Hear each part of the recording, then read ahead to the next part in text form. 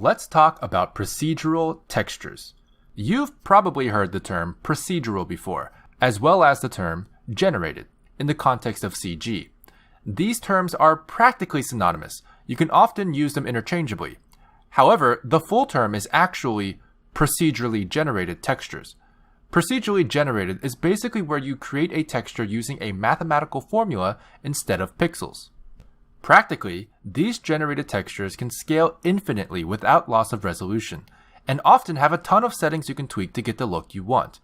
It's also much more efficient when it comes to data and file size. There are several kinds of procedural textures to choose from.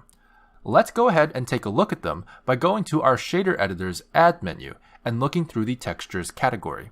Excluding the Image, Environment, and IES textures, every other texture you see here is a procedurally generated texture.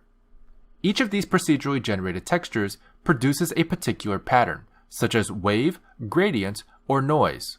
Feel free to try any of these out, but for this introduction, I'm going to use Voronoi. This is a fracture-like texture that we can go ahead and connect to our base color input of our shader. As you can see, this texture looks a bit like that underwater reflective pattern you get, caustics. There's a few settings for us to play around with in the node we just made, so let's do that.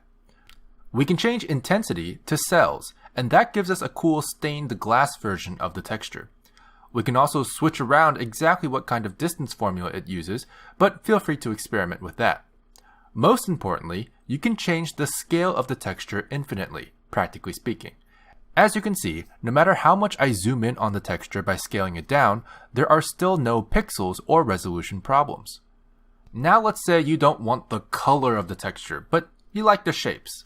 Luckily, the factor output is a black and white version of the color output.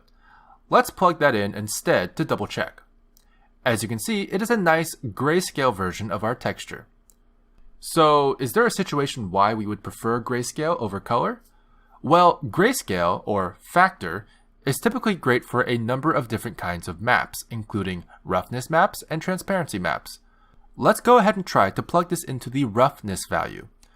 As you can see, the cube becomes shiny during some parts and rough during other parts. This allows the texture to drive exactly how the roughness is distributed across the mesh.